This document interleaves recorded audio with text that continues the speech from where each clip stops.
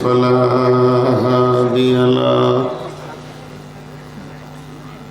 وأشهد أن لا إله إلا الله وحده لا شريك له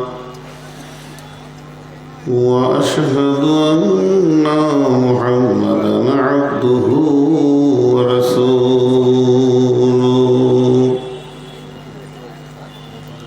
الذي أرسله بالحق بصيرا ونذيرا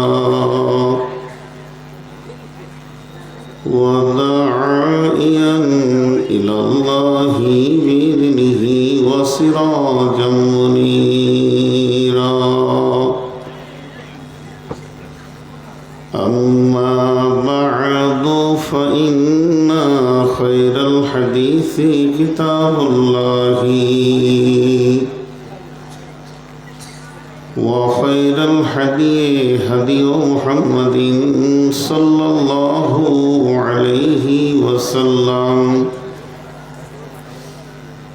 وشر الأمور محدثاتها وكل محدثة بدعة وكل بدعة ضلالة وكل ضلالة في النار فقد قال الله تبارك وتعالى في كلامه المجيد وفرقانه الحميد أعوذ بالله من الشيطان الرجيم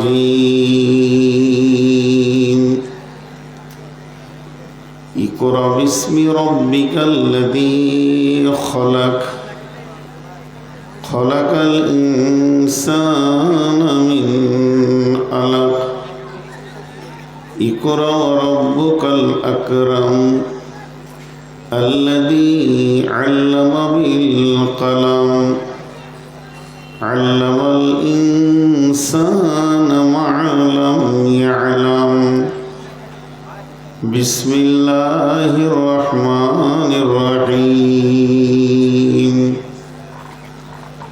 هل يستوي الذين يعلمون والذين لا يعلمون بسم الله الرحمن الرحيم هو الذي بعث في الأمين رسولا منهم يتلو عليهم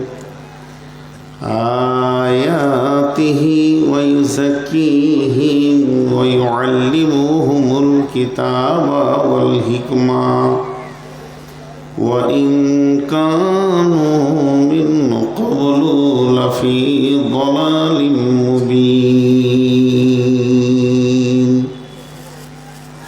بسم الله الرحمن الرحيم قال رسول الله صلى الله عليه وسلم طلب العلم فريضة على كل مسلم ومسلمة সকলেরই বড় সেই বিদ্যা আছে যার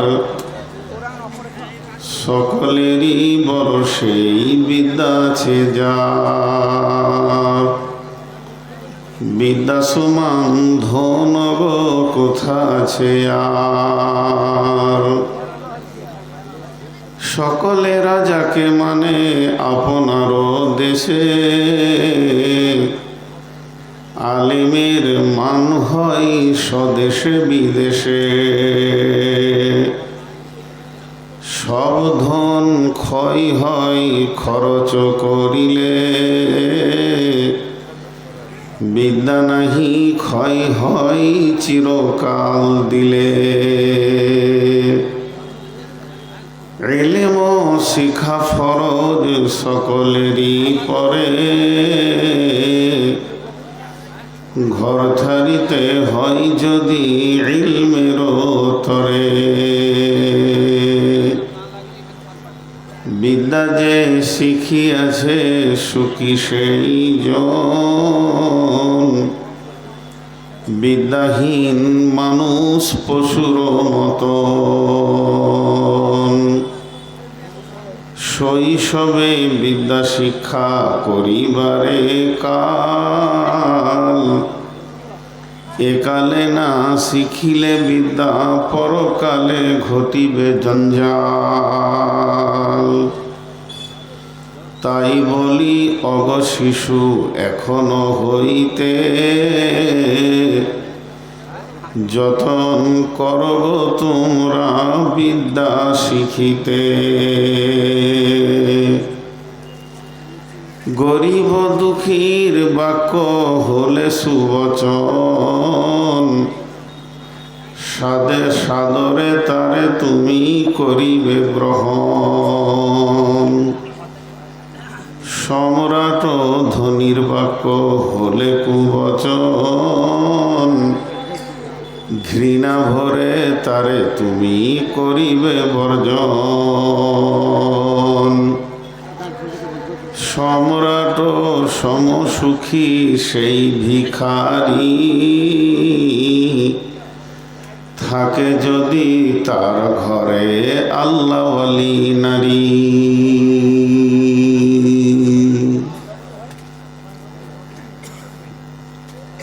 শ্রদ্ধেয় সুযোগ্য অত্র এলাকার কৃতি সন্তান, আপামা মুসলিম সমাজের নির্বাচিত আজকে সদরে সভা উপস্থিত, সামনে আমার দিনদার ইমানদার মমিন ভাই সকল, পর্দা থেকে সুন্নেওয়ালি মোমেনা মা ও বোনেরা, প্রশংসা আল্লাহর, গুণগান আল্লাহর, গুণকীর্তন আল্লাহর। সার্বভৌমত্বের একচ্ছত্রের মালিক হলেন আল্লাহ, সুখ দুঃখের মালিক আল্লাহ।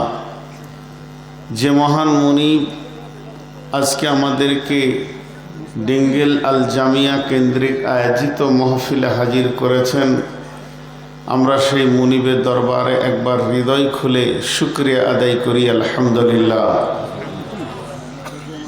দরুদ ও সালাম বর্ষিত হোক আখিরি পয়গম্বর নবী মুহাম্মদুর রাসূলুল্লাহ সাল্লাল্লাহু আলাইহি সাল্লামের উপর। আল্লাহুম্মা আমিন, আল্লাহুম্মা সাল্লি আলাইহি, আল্লাহুম্মা বারিক আলাইহি। মোহতারাম ভাই ও আজিজ ও বুজুর্গ দোস্ত, 2 থেকে 3টি কথা আমি বলে আমার বয়ান শুরু করব। 1 নম্বর কথা, মা বোনেরা যেখান থেকে শুনছেন আল্লাহর হস্তে কান খুলে রাখেন। আল্লাহর ওপরে ভরসা করে বলছি, কিছু একটা পাবেন ইনশাআল্লাহ।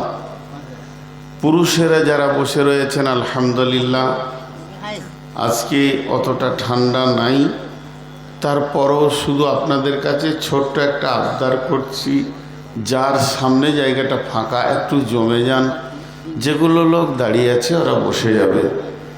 আল্লাহর হস্তে আপনারা 1 মিনিট টাইম দিচ্ছি। ভাই আমার, সোনা আমার, আল্লাহর গোলাম, রসুলের উম্মত, আপনারা একটু আগান। মহব্বতের সঙ্গে বলছি, কাউকে আমি হুকুম করছি না, কমন করছি না। আপনি না রসুলের উম্মত, আপনার রসুল বলেছেন মেহমানের ইজ্জত করা। আপনি আল্লাহর গোলাম, আপনার আল্লাহ বলেছেন মজলিসের সামনে জায়গাকে ঘেরে বসো। জি ভাই, আল্লাহর রাস্তে আপনারা একটু আগিয়ে যান। যারা দাঁড়িয়ে আছেন তারা বসে যান, যারা দাঁড়িয়ে আছেন তারা বসে যান, আল্লাহর রাস্তে বসে যান। ভাই আপনারা বসে যান, যারা দাঁড়িয়ে আছেন আল্লাহর রাস্তা দিয়ে বলছি বসে যান। পেছনে অনেক জায়গা ফাঁকা হলো।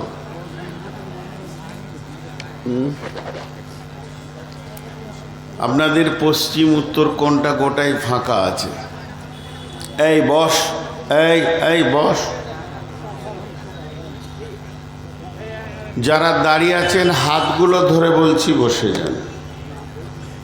আল্লাহর গোলাম, রসুলের উম্মত, একটা সুন্দর মাহফিলকে খারাপ করার ব্যাপারে আপনি কেন দোষী হবেন?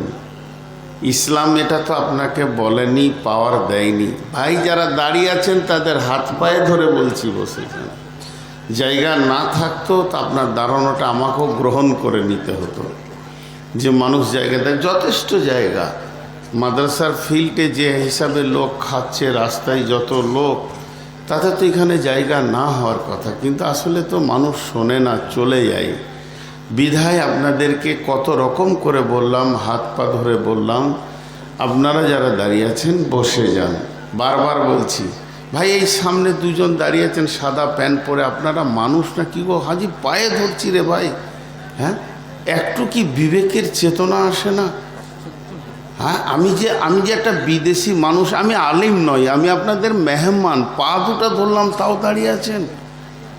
কতটা পরিমাণে চামড়া মোটা হলে এই কাজটা করা সম্ভব হয়? কতটা পরিমাণে, হ্যাঁ আজীব ব্যাপার। আমি নরম করে বলছি।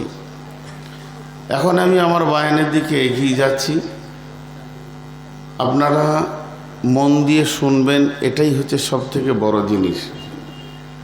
আজকের বায়ানটা হচ্ছে শিক্ষা, ইলমের ওপরে। আমার এই বায়ানটা মনে হয় কয়েক বছর পর আমি রাখছি। আর ডিঙ্গেল মাদ্রাসার সম্পর্কে আমার ধারণা ছিল, আজকে একটা নতুন জিনিস দেখলাম। ডিঙ্গেল মাদ্রাসাতে এত কালেকশন হয়, 50,000 60,000, বড় বড় দাতা আছে এলাকায়, মাশাআল্লাহ। খুব খুশি হলাম। কালেকশনটা চলছিল, কিন্তু মানুষ এটা একটা রেশমের আওয়াজ করে নিয়েছে। যদি এই কালেকশনটা গোপনে দিতেন তো কত ভালো হতো। আব্দুস সবুর উমরি নাম করে বলছি, ছেলে হারিয়ে গেছে, ছেলে আবার হয়ে যাবে, যাও ছেলের মেশিন চালাও, ছেলে হয়ে যাবে। ওগুলার এখানে বলতে শোনা, তোমাকে আর দরদ দেখাতে হবে, যার হারিয়েছে সে একবার আসুক, তারপর তাকে দেখছি। তো আব্দুস সবুর উমরি সম্পর্কে আপনাদের কি ধারণা আছে জানি না। আমার সঙ্গে বন্ধুসুলভ ব্যবহার করেন, উনি উদার মানুষ। তাই আমি যখন পড়াশোনা করি তখন থেকে উনি বক্তা। তো ওই লোকটা, আমার আফসোস লাগে, ওই লোকটা যদি আপনারা ওকে কালেকশনটা এত বিলম্ব না করে ওনার কাছ থেকে দুটো হাদিস শুনতেন তো লাভ হতো। কিন্তু এই যে বলতে হবে, উপায় নেই, মানুষ এটার আওয়াজ করে নিয়েছে। 50,000 দিল, তার মা জান্নাতে গেল, ওটা একবার না বললে ও আর দিবে না। এই রেওয়াজটা বন্ধ হবে কখন? ছোট করে 1 মিনিটের একটা ঘটনা আপনাদেরকে শুনিয়ে দিই, 1 মিনিট লাগবে। এই কালেকশনের ব্যাপারে একটু জরুরি আছে। আমি মৌলানা শওকত আর মৌলানা সোহরাব 3 জন গিয়েছিলাম বজবজ এলাকায়, একটা মাদ্রাসা আছে। তো আমাকেই কালেকশনের দায়িত্ব দিল। আবার হেড মৌলানা আমার কানে এসে বলছে 15 মিনিটের বেশি কালেকশন করবে না। হাজি ভাই 15 মিনিটে কত কালেকশন হবে? আর লোক 60 থেকে 70,000 লোক বসে আছে। পিপুলিকা চললে শব্দ শোনা যাবে, কিন্তু মানুষের ভিতরে সাউন্ড পাওয়া যাচ্ছে না। চুপচাপ, সেরকম ডেকোরেটেশন, সেরকম প্যান্ডেল। তারপরে আমি অনেক চেষ্টা করলাম, 15 মিনিটে 2,500 টাকা হলো। 2,500 টাকা। আমি তো চিন্তায় পড়ে গেলাম, তখন আরও ছেলে মানুষ ছিলাম। ই করে কী হলো? হেড মৌলানা বলছে চলেন খেয়ে নেন। খেয়ে নিলাম, কিন্তু মনে শান্তি পেয়েছি না। এত বড় মাদ্রাসা, 2,500 টাকা কালেকশন, কি করে চলবে মাদ্রাসা? তো হেড মৌলানাকে বলতে বলতে বলেই ফেললাম যে হুজুর, এতগুলো লোকে মাত্র 2,500 বলছে। বলিয়েন না, এখানকার নিয়ম আলাদা। তুমি মাদ্রাসাতে টাকা দিয়ে মহফিলে বসবা, আর মাদ্রাসা জালসা 3 দিন আগে সমস্ত কমপ্লিট কালেকশন হয়ে যায়। আমাদের নগদ কালেকশন 38 লক্ষ টাকা হয়েছে। এবং যত শ্রোতা আসবে, ওরা প্যান্ডেল আসবে না, আগে মাদ্রাসা হয়ে অফিসে দেখা করে তারপর আসবে। ওখানে টাকাটা এন্ট্রি করে চলে আসে। ওদের বক্তব্য আমরা বায়ান শুনব, কালেকশন করতে দেবো না। দাবিটা কত সুন্দর! সেটা কি ডিঙ্গেলে হতে পারে না? হবে। খালি আপনি মিজাজটা তৈরি করেন। আমি অফিসে যাব, সেক্রেটারি বসে থাকবে, হেড মৌলানা থাকবে, স্যার আমার 50,000টা লিখে নেন। কী আছে, দিচ্ছি তাকে, সে আমাকে দেবে। এত এলান করে একটু খালি ভাববেন। আমার মন বলছে ভাবলেই কাজ হয়ে যাবে। আর ডিঙ্গেল এলাকার লোক, আমি আজকে ধারণা চেঞ্জ হয়ে গেল, 1 লাখ 1.5 লাখ দাতা আছে। এরা যদি গোপনে দান করে কি জায়গায় পৌঁছাবে মাদ্রাসাটা ভাবতে পারবেন না। তার রিয়াকশন আলাদা আছে। যাই হোক, আমি আমার বায়ানের দিকে এগিয়ে যাচ্ছি।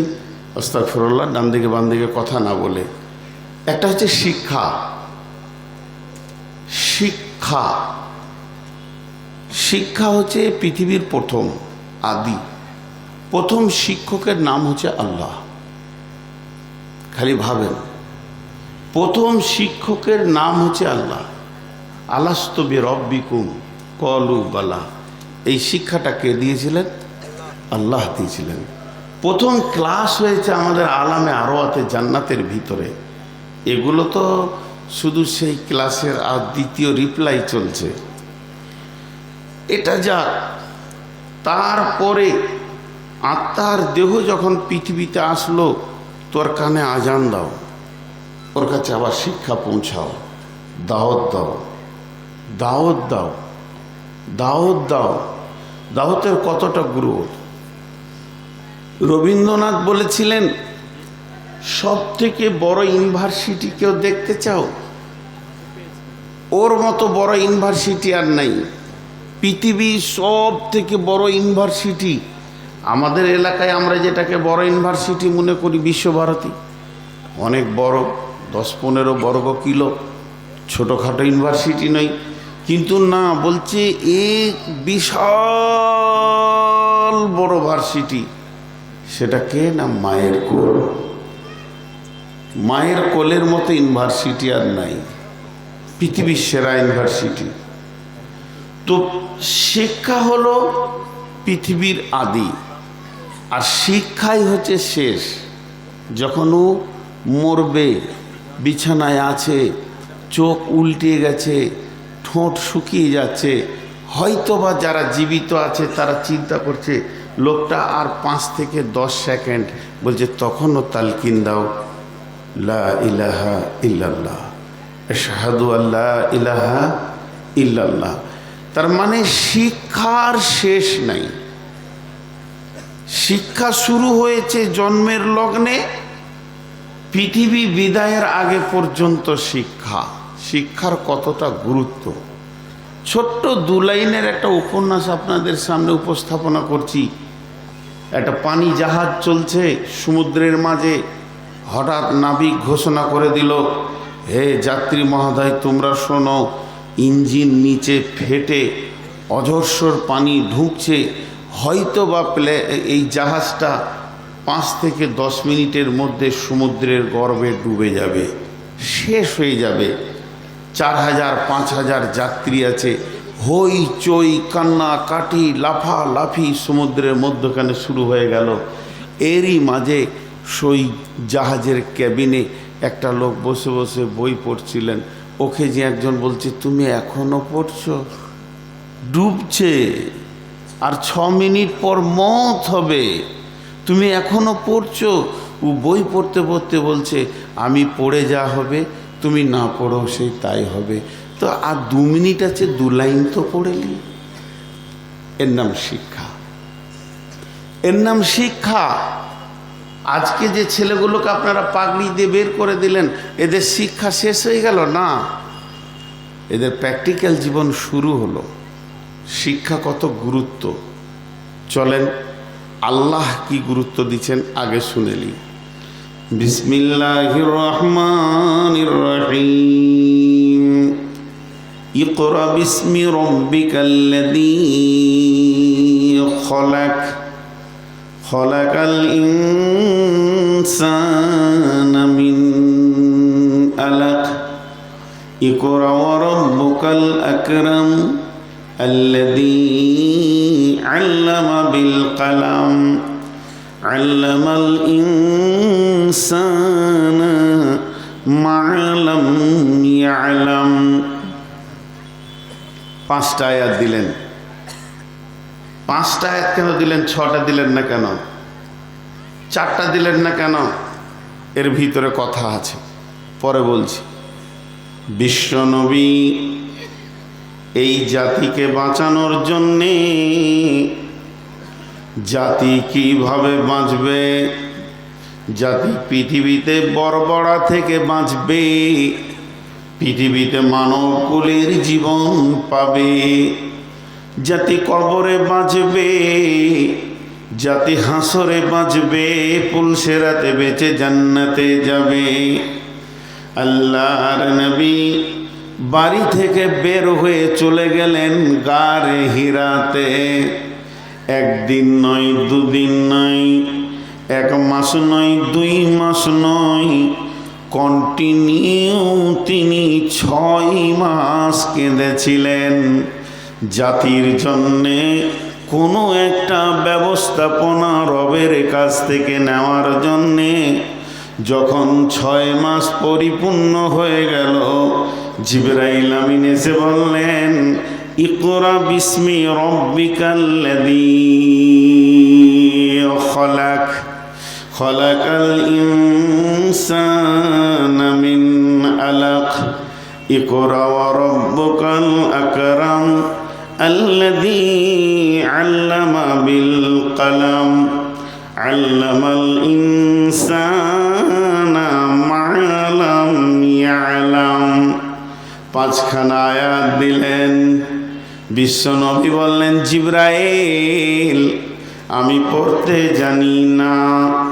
জিবরাইল আমিন নবীজিকে বুকে ধরে বললেন, ইকরা বিসমি রব্বিকাল্লাযী খলাক। হে নবী, আপনি পড়েন ওই প্রভুর নাম যে প্রভু আপনাকে সৃষ্টি করেছেন। খলাকাল ইনসানা মিন আলাক, সেই রব যিনি মানুষকে সৃষ্টি করেছেন দ্রুতগামী বীর্য থেকে। আল্লাহ তাবারাক ওয়া তাআলার নামে আপনি পড়া শুরু করেন, তাহলে পৃথিবীতে কোরআনের প্রথম শব্দ এলো ইকরা। ইকরা মানে তোমরা পড়ো। শিক্ষার বিশাল গুরুত্ব দিলেন আল্লাহ। আল্লাহ বলেন, হাল ইয়াস্তাবিল্লাযীনা ইয়ালামুন ওয়াল্লাযীনা লা ইয়ালামুন। একজন শিক্ষিত আর একজন মূর্খ কোনোদিন 2 জন বারাবার হতে পারে না।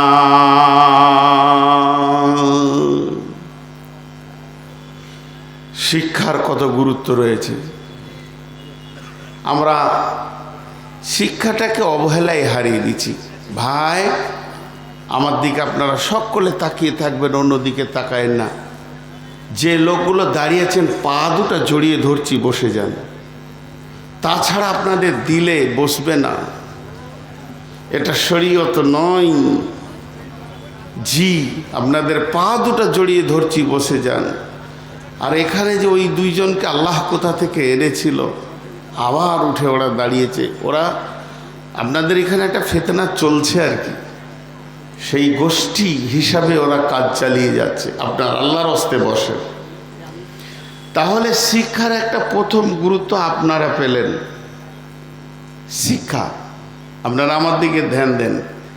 এবার চলেন রাসূলুল্লাহ সাল্লাল্লাহু আলাইহি ওয়াসাল্লাম শিক্ষার উপরে কি গুরুত্ব দিয়েছেন। বিসমিল্লাহির রহমানির রহিম। তালাবুল ইলমি ফারিজাতুন আলা কুল্লি মুসলিমিন। আরেকবার বলছি, তালাবুল ইলমি ফারিজাতুন আলা কুল্লি মুসলিমিন ওয়া মুসলিমাতিন। তৃতীয়বার বলছি, ধ্যানের হৃদয়ে ভরে নেন।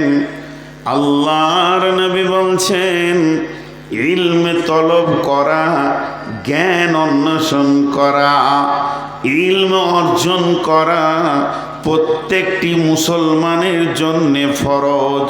যে নিজেকে বলবে আমি আল্লাহর গোলাম, যে নিজেকে বলবে আমি মুসলমান, যে নিজেকে বলবে আমি নবীর উম্মত, 3খানা সাক্ষী যে নিজেকে দেবে, আল্লাহ তাবারাক ওয়া তাআলার রাসূল বলছে তোমার জন্যে জ্ঞান অর্জন করা ফরজ।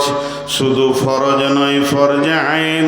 খবরদার তুমি মূর্খ থাকবে না, তোমাকে পৃথিবীতে শিক্ষিত হতেই হবে। তালাবুল ইলমি ফারিজাতুন আলা কুল্লি মুসলিমিন ওয়া মুসলিমাতিন।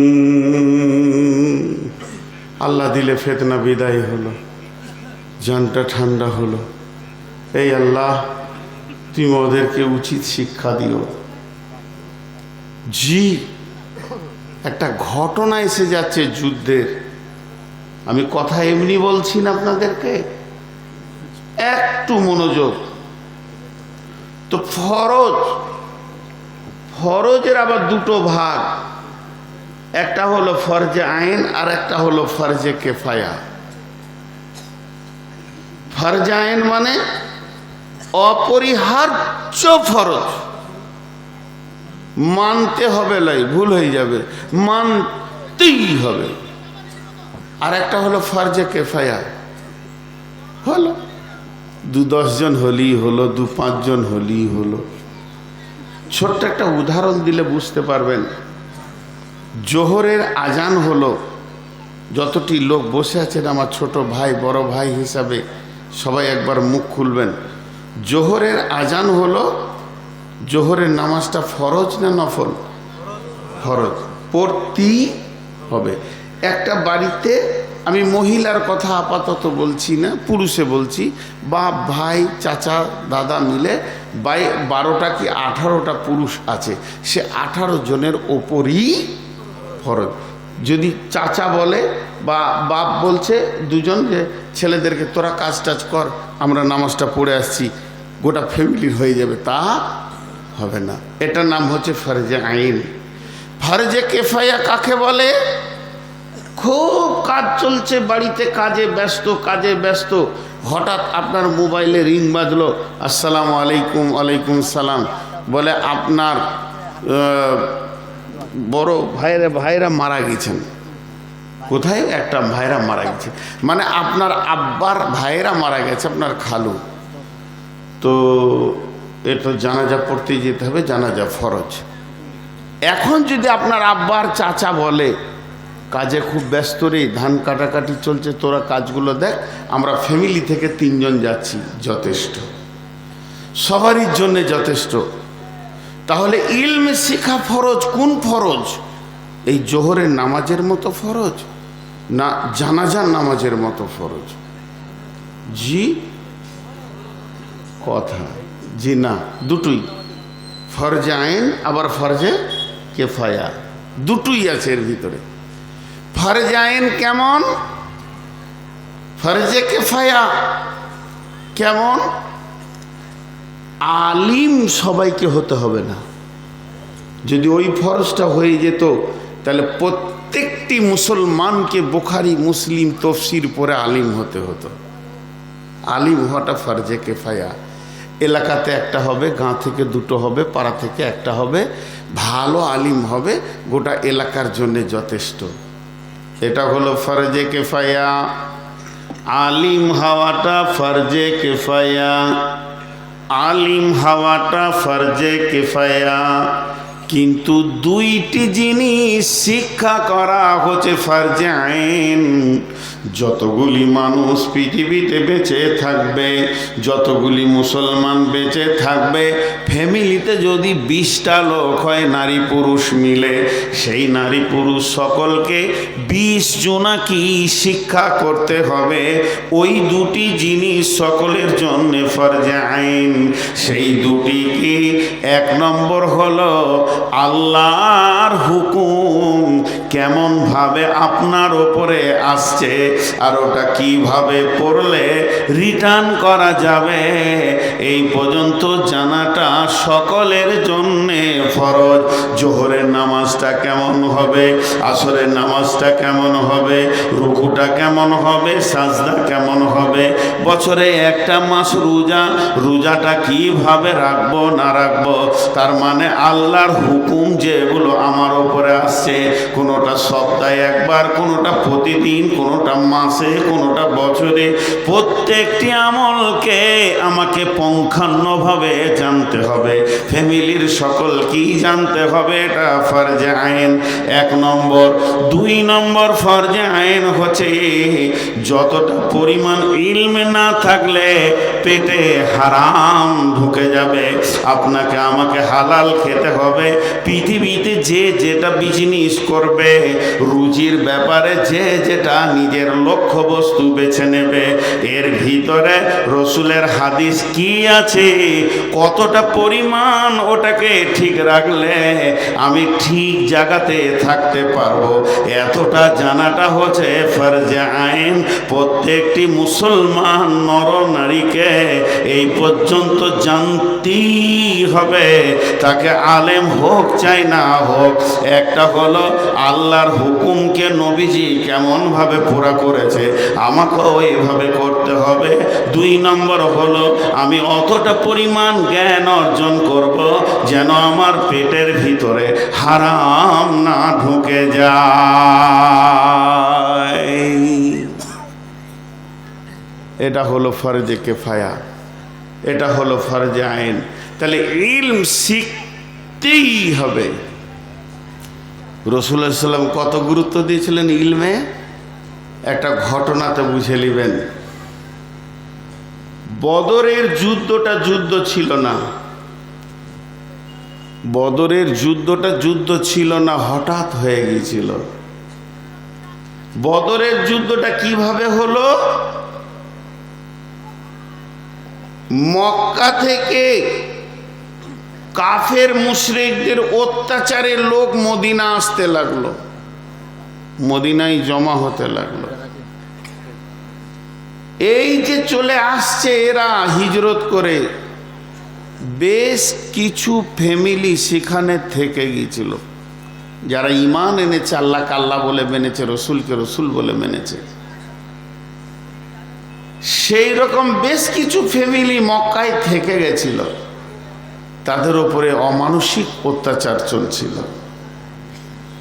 এই অত্যাচার যখন সীমা অতিক্রম করে ফেলেছে, আর সহ্য করা যায় না। 1-2টি ঘটনা এত মার মেরেছে যে পিঠে ঘা হয়ে পুঁজ হয়ে গেছে। এদেরকে সোশ্যালভাবে বয়কট করা হয়েছে। খবর মদিনাবাসীরা পেয়ে গেল। নেতৃত্ব দিচ্ছে কে? আবু জাহাল। নেতৃত্ব দিচ্ছে কে? আবু সুফিয়ান।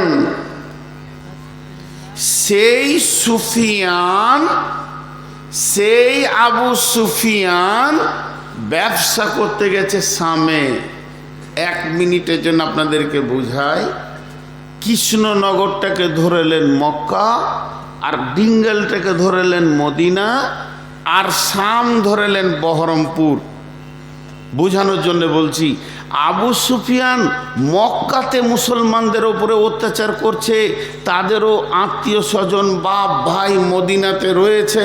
এরা খবর পাচ্ছে আস্তে আস্তে, আজ একে মেরেছে, কাল ওকে মেরেছে, কাল বয়কট করা হয়েছে, এই রকম ধরনের। আর ওদের নেতাকে আবু সুফিয়ান।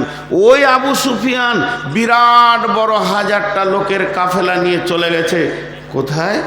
বিজনেস করতে শামে। এই খবর মদিনায় পৌঁছালো। মদিনাওয়ালারা তখন বলল, আটকা, ওকে দেবগ্রামে নাইলে পলাশিতে আটকা। আমার বুকে পা দিয়ে ও বিজনেস করবে, আর আমার লোক মার খাবে, আর আমরা এখানে বসে থাকবো। এই আটকাতে যাওয়া হয়েছিল।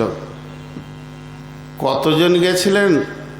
যুদ্ধ যদি হতো তো সকলের জন্য মদিনা ছেড়ে চলে যাওয়া ফরজ হয়ে যেত। যুদ্ধ ছিল না, চলো আবু সুফিয়ানের কাফেলাকে আটকাবো। কতজন গেছিলেন? 313 জন। তারা সেখানে পৌঁছালো। যুদ্ধের অনেক বড় ঘটনা, সেদিকে যাচ্ছি না।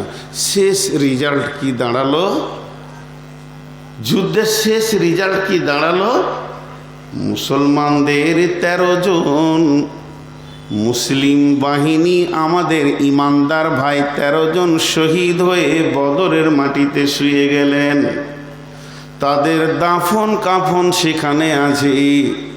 আর ওই বেঈমানদের 70 জনকে কলা গাছ কাটা করে কেটে বদর নামে কুয়াতে ফেলা হয়েছিল। আর 70 জনের কোমরে রশি দিয়ে সাহাবীরা গরুর মতো পিটাতে পিটাতে নিয়ে এসে মসজিদে নববীতে বেঁধে দিয়েছিলেন। বদরের যুদ্ধের রিজাল্ট 13 জন ইমানদার শহীদ হয়ে জান্নাতি হয়ে গেলেন। 70 জন বেঈমানকে কলা গাছ কাটা করে কবরে শুইয়ে দিল, বদর নামে কুয়াতে ডুবিয়ে দিল। আর 70 জনকে নিয়ে এসে মসজিদে নববীর খাম্বাতে বেঁধেছে। পিলারগুলো কিসের? না খেজুর গাছের। বুকের সঙ্গে হাত, পেছন দিকে হাত, আর সাহাবীরা বেঁধেছেন। এই হাতগুলো ফুলে গেছে, যদিও কাফের মুশরিক, তাদের হাতগুলো ফুলে গেছে, পা ফুলে গেছে, সারা রাত দাঁড়িয়ে আছে। আর একই গাছের একটা খাম্বাতে বেঁধেছে 2 জনকে, রসুলের নিজের চাচা হজরতে আব্বাস আর রসুলের নিজের জামাই, বড় জামাই ওই লাহাবের বেটা অথবা এক জায়গাতেই বাঁধা। দাদা শ্বশুর আর জামাই এক জায়গায় বাঁধা। বিশ্বনবী ফজরে সালাত পড়তে এলেন। ফজরে সালাত পড়তে এসে ওদের দিকে তাকিয়ে দেখে নবীজির চোখে পানি বের হয়ে আসলো। যতই হোক আত্মীয়, যতই হোক মানুষ, অনেক কষ্টে রয়েছে। এর জন্য নবীজির নাম রাহমাতুল লিল আলামিন। হযরতে বেলাল আজান দিলেন। সাহাবীরা নামাজের জন্য মসজিদে নববীতে পৌঁছালেন। বিশ্বনবী সালাত আদায় করলেন। ইমামতি করার পর সাহাবীদের দিকে লক্ষ্য করে বলছেন, রে আল্লাহর গোলামেরা শোনো, যে বন্দীগুলোকে আমরা বেঁধে রেখেছি এরা তো আমাদের আত্মীয়। এদের যদি বাঁধনটা একটু ঢিলা করে দেওয়া হতো তা কত ভালো হতো। লোকগুলো অন্তত একবার বসতে পেত, হাঁটুগুলো এদের ফুলে গেছে। একজন সাহাবী বলে উঠলেন, ইয়া রাসূলুল্লাহ, এটা আপনি স্বাধীন আছেন, যা ইচ্ছা তাই করতে পারেন, আমাদেরকে জিজ্ঞেস করা কোনো প্রয়োজন নাই। বিশ্বনবী বললেন, না, এখানে ব্যক্তিগত চিন্তা চলবে না, মাশওয়ারা করে কাজ নিতে হবে। তাই আমি মাশওয়ারা করলাম। সকলে সম্মতি দিলেন বাঁধনগুলো হালকা করে দেয়া হোক। লোকগুলো একটু বসলো, হাত পা ছেড়ে সুস্থির শ্বাস তারা ফেললো। এরপরে মিটিং বসে গেল, পার্লামেন্ট সদস্য বসে গেলেন সাহাবীদের ভিতরে। এদেরকে কি করা যায়? কেউ বললে, হুজুর, যে যা করেছে এদেরকে 2-4 চর্থা পরে দেওয়া যায়। হযরত আবু বকর কি বলেছিলেন? আবু বকর বলেছিলেন, ইয়া রাসূলুল্লাহ, ইয়া হাবিবাল্লাহ, এদেরকে মারলে হবে না, এদেরকে অর্থের মার দিতে হবে। ওদের আত্মীয়দের ভিতরে খবর পাঠিয়ে দেন, তারা যেন বাইতুল মালে মুক্তিপণ হিসেবে কিছু জমা করবে, নিজের বন্দীকে ছাড়িয়ে নিয়ে যাবে। আল্লাহর নবী উমারকে বললেন, উমার রে, তোমার কি রায়? হযরত উমার বললেন, ইয়া রাসূলুল্লাহ, আপনার সাহাবীদের হাতে একটা করে তলোয়ার দিয়ে দেন, নিজের আত্মীয়কে নিজে কেটে ফেলবে। বেঈমানদের সঙ্গে আমাদের কোনো আপোষ নাই। এইভাবে যখন মাশওয়ারা হয়ে গেল, বিশ্ব নবী এবার শেষ ফায়সালাটা দিচ্ছেন, যাও তোমরা তোমাদের আত্মীয়দেরকে খবর করো, তারা যেন মুক্তিপণ দিয়ে তোমাদেরকে ছাড়িয়ে নিয়ে যায়। সেই দিন বিশ্ব নবী অঝোর নয়নে কেঁদেছিলেন। কেন কেঁদেছিলেন? বিশ্ব নবীর বড় মেয়ে একটা গলার হার এনেছিলেন তার স্বামীকে ছাড়ানোর জন্যে। স্বামীর জন্যে মেয়ে বাপের হাতে গলার হারটা যখন তুলে দিলেন, আল্লাহর নবী হারটা নিয়ে অঝোর নয়নে কাঁদতে শুরু করলেন।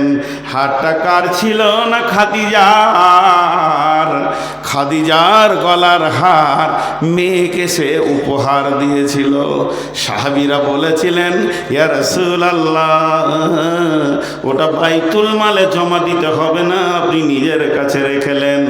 নবীজি বললেন, এটা হবে না, ছুঁড়ে দিলেন, বাইতুল মালে জমা হয়ে গেল। এইভাবে বন্দিরা যেতে যেতে যেতে যেতে যেতে যেতে সব চলে গেল। মুষ্টিমে 5-7 জন 10 জন থেকে গেল। তারা এত গরিব, তাদের আত্মীয়রাও এত গরিব। কোনো ফ্যামিলি 3 দিন খেতে পায়নি, কারো ঘরে 7 দিনও চুলো জ্বলেনি। তাদের একটা খেজুরও নাই যে মুক্তিপণ দিয়ে নিয়ে যাবে।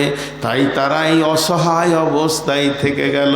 তাদের কোনো অসহায়, তাদের আত্মীয়র ভিতরে এমন কেউ নাই যে তাদেরকে মুক্তিপণ দেবে। বিশ্বনবী তাদেরকে ডাকলেন, ডাকার পরে বললেন, হে বন্দিরা শোনো, এ বন্দির দল তোমরা শোনো, তোমরা কি লেখাপড়া জানো? তোমরা কি লিখতে পড়তে জানো? তারা বলল, হ্যাঁ লিখতে পড়তে জানি। আল্লাহর নবী বললেন, যাও আমার সাহাবীদের ভিতরে যারা নিরক্ষর আছে এদেরকে স্বাক্ষর করে দিয়ে তোমাদেরকেও বন্দি ছেড়ে দিব।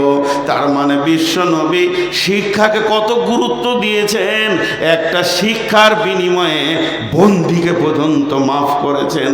এত বড় রাজা বাদশাহ, এত বড় চিন্তা চেতনাওয়ালা পৃথিবীতে কেউ আসেনি। শিক্ষাকে কত দাম দিয়েছেন। বদরের বন্দি সাহাবী শিক্ষার বিনিময়ে সে বিদায় নিতে পেরেছে। এর জন্য আল্লাহ তাবারাক ওয়া তাআলা বলছেন, হুয়াল্লাযী বা'আথা ফিল উম্মিয়িনা রাসূলাম মিনহুম ইয়াতুলু আলাইহিম আয়াতিহি ওয়া ইউযাক্কিহিম ওয়া ইউআল্লিমুহুমুল কিতাবা ওয়াল হিকমা ওয়া ইন কানু মিন ক্বাবলু লাফি যালালিম মুবিন।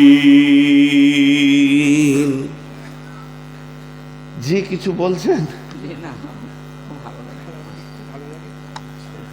চুপ করে কেন? মন খারাপ? এই নাকি জিজ্ঞেস করছি।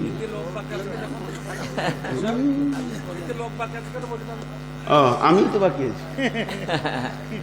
আমি লোক কটাকে বসাইছি আর ও বলছে উঠিয়ে দেন তো লোকটিকে। আমি জীবনে বলবো না। আমার নীতি আপনি জানেন না। একজনও খেতে যাবেন না। হাজি ভাই জীবনে খেয়েছেন কি খাননি? বহুত খেয়েছেন। এক রাত না খেলে মরে যাবেন? তাহলে আবার হ্যাঁ, কিন্তু শিক্ষার ওপরে কথা বলছি। আপনাদের বিরক্ত লাগছে নাকি? এতক্ষণ পর্যন্ত যা বললাম এবার উল্টা বলবো, নিতে পারবেন না এই জায়গাটা। আমি একা পড়ে যাব তখন। আর যত জায়গায় বকেছি আমি একা পড়েছি, তবে তর্ক করতে লোকে হারিয়ে ঘর পাঠাবো ইনশাআল্লাহ।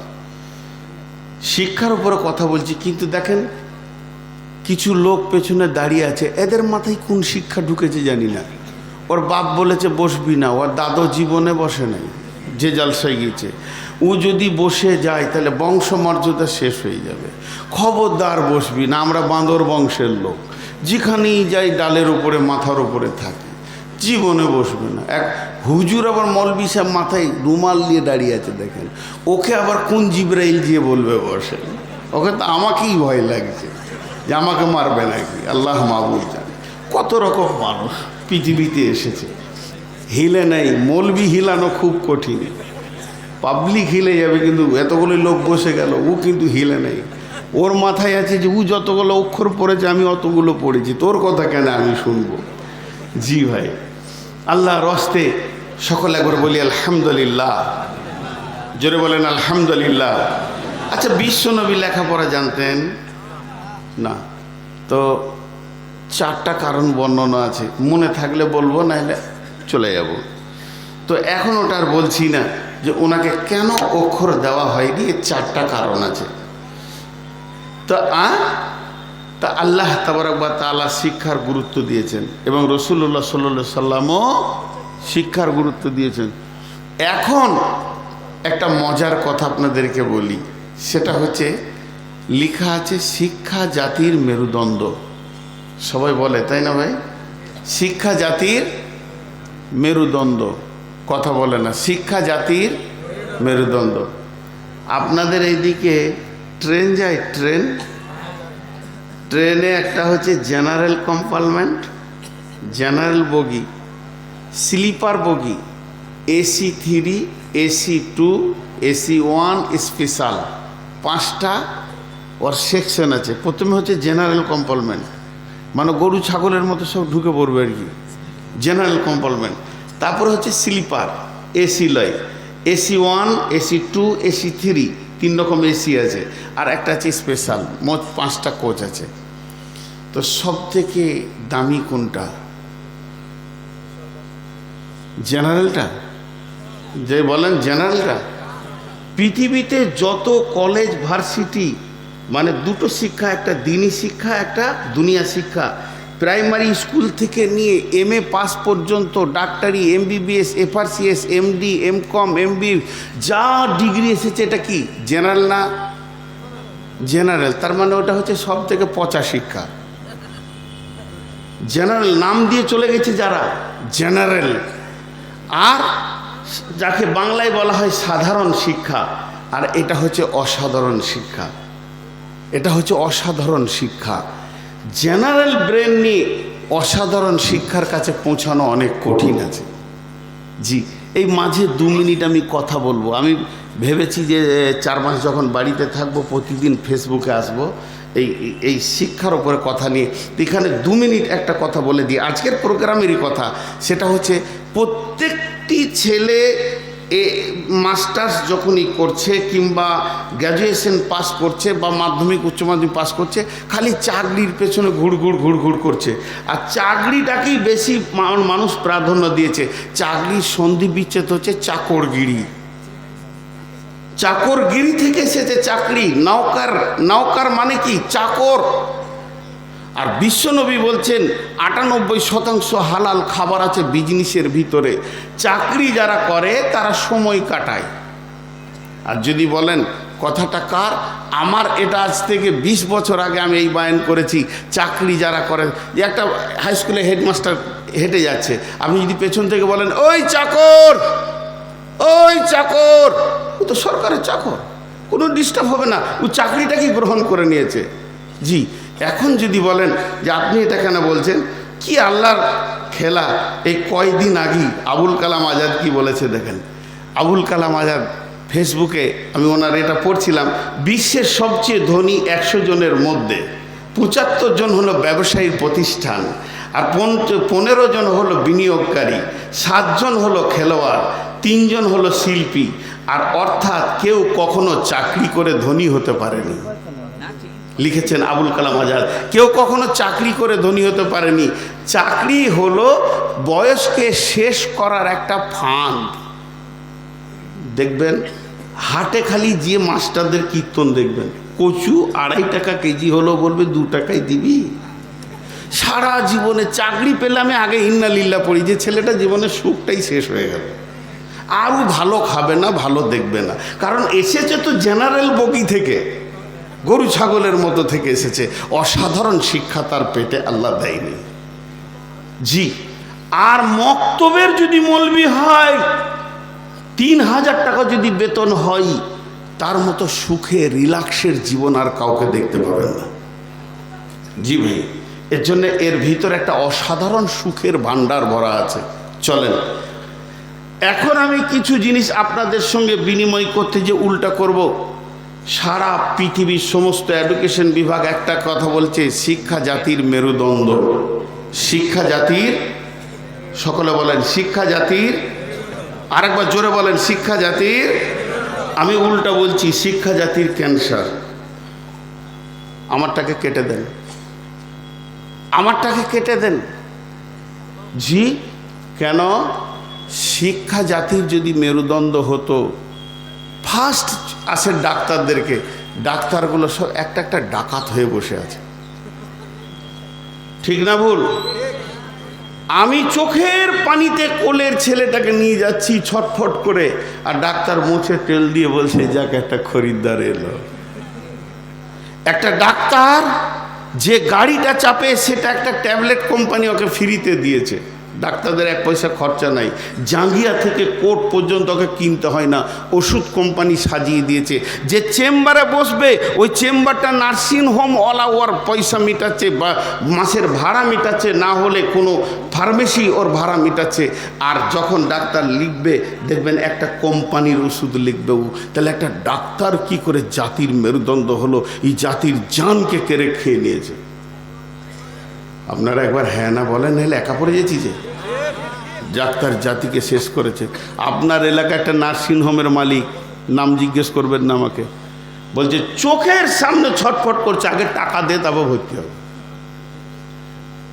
জাতিকে শেষ করেছে ডাক্তাররা। এখন বলেন, একটা কথা জিজ্ঞেস করব খালি, যদি ভুল বলি জুতোগুলো আমার বুকে ছুঁড়ে দেবেন, আমি ফুল বলে কুড়িয়ে নিব। জুতোগুলো, পায়ের জুতোগুলোকে আমার দিকে ছোড়ার জন্য রেডি হন। ট্যাবলেটে ভেজাল, ওষুধে ভেজাল, ভিটামিনে ভেজাল। এটা কি চাষিতে দেয় না শিক্ষিততে দেয়? আবার বলছে সিলাইনেও ভেজাল। কে দেয়, শিক্ষিত না চাষি? হ্যাঁ, মরছে তো। একটা ডাক্তার 70খানা ট্যাবলেট খাইয়ে পেটের পেন কমাতে পারলো না আপনাদের বহরমপুরে। অপারেশন করে দেখছে সবগুলো আলো চাল, একটাও ট্যাবলেট নেই। কেন? আমাদের বর্ধমানে একটা ডাক্তারকে জুতিয়ে লম্বা করে দিল। কেন? অপারেশনের রুগী কেটে পড়ে আছে, ওই অবস্থায় এসে বলছে অভিভাবক কে আছে, অভিভাবক কে আছে? 2 ছেলে কাঁদছে অঝর নয়নে, বাপের অপারেশন চলছে, অ্যাপেন্ডিসাইটের অপারেশন চলছে, এমন কিছু নেই। বললো বাবা, ওই যে তোমার বাপের অ্যাপেন্ডিসাইট অপারেশন করতে, ওপেন সার্জারি করতে গিয়ে দেখছি হাড়ের পাশের টিউমারটা অনেক বড় হয়ে গেছে, এটা আবার 6 মাস পর করতে হবে। যদি বলো এখন করে দেবো, 38,000 লাগবে। মিথ্যা কথা বলেছিল, ধরা পড়লো, জুতিয়ে লম্বা করে দিল। তাহলে পৃথিবীতে শিক্ষিত ব্যক্তিরা যতটা কষ্ট দিয়েছে মানুষকে, সমাজকে, মূর্খরা অতটা দিয়েছে? মূর্খরা দেয়নি।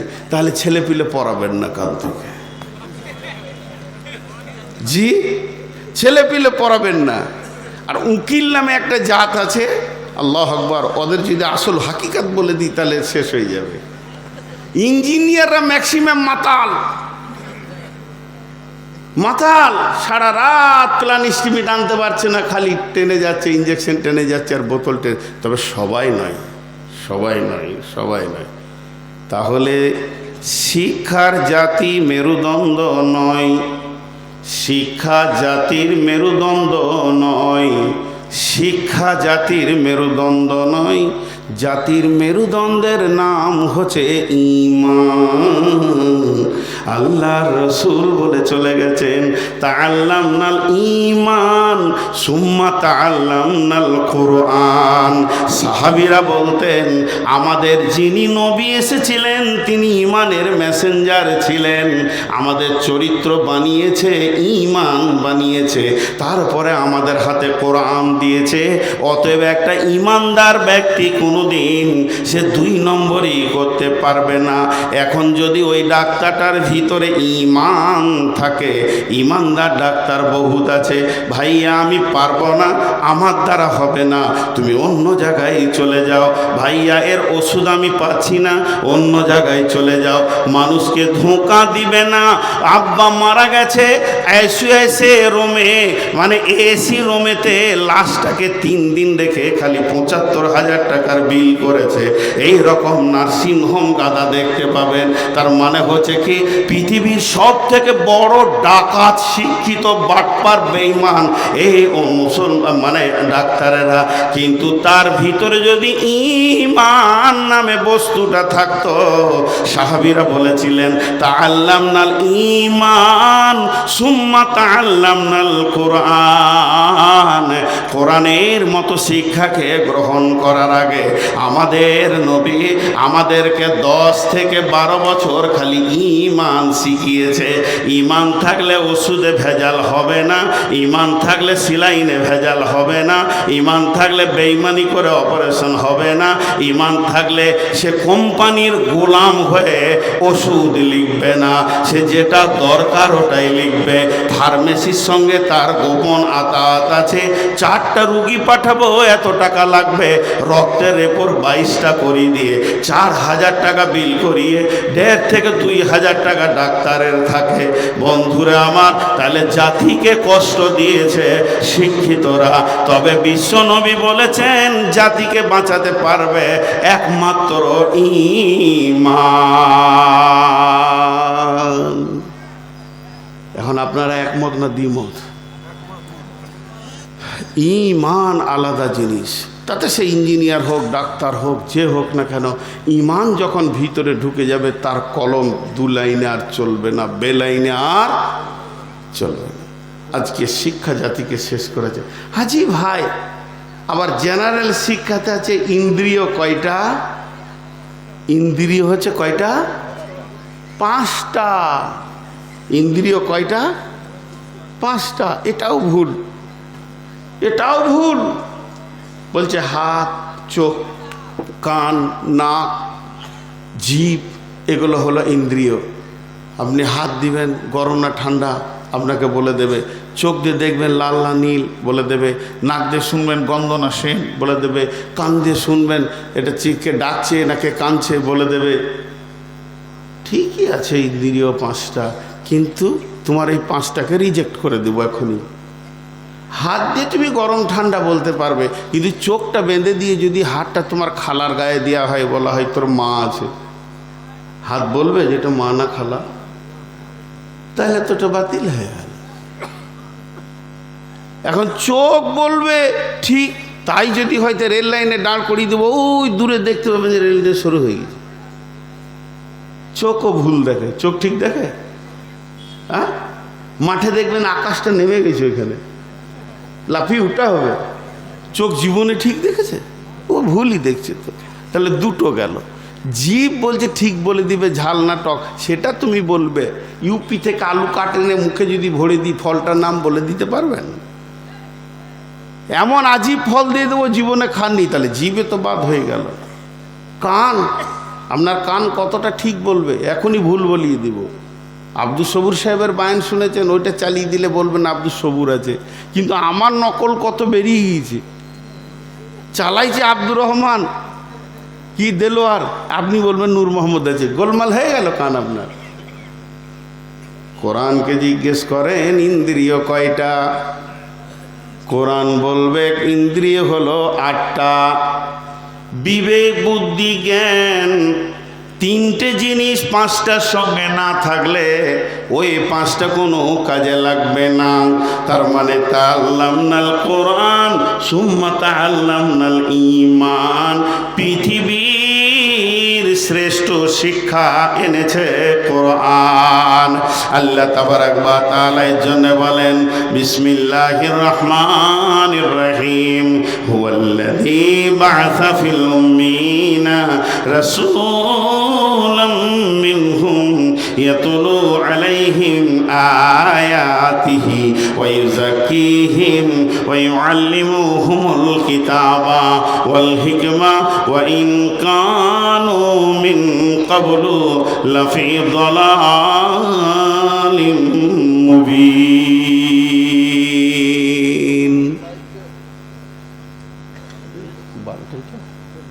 12টাই তো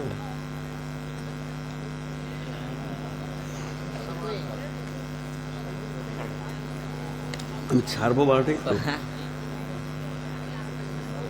এই আপনারা কথা বলছেন কে? একটু সবর করেন। মাত্র কত দিলটা ছোট দেখেন, 1টা বলছে, আমি 12টা বলি। 12 বেশি না 1 বেশি? কোন পাগলা? জি জি। তো বিসমিল্লাহির রহমানির রহিম। আল্লাহ বলছেন তোমাদের ভিতর থেকে, তোমাদের মধ্য থেকে একজন আমি উম্মি নবীকে পাঠালাম। জীবনে ভুলবশত বলবেন না নবীজি অশিক্ষিত ছিল, বলবেন না, বলবেন কেউ? তিনি শিক্ষিত ছিলেন। তবে তিনি নিরক্ষর ছিলেন।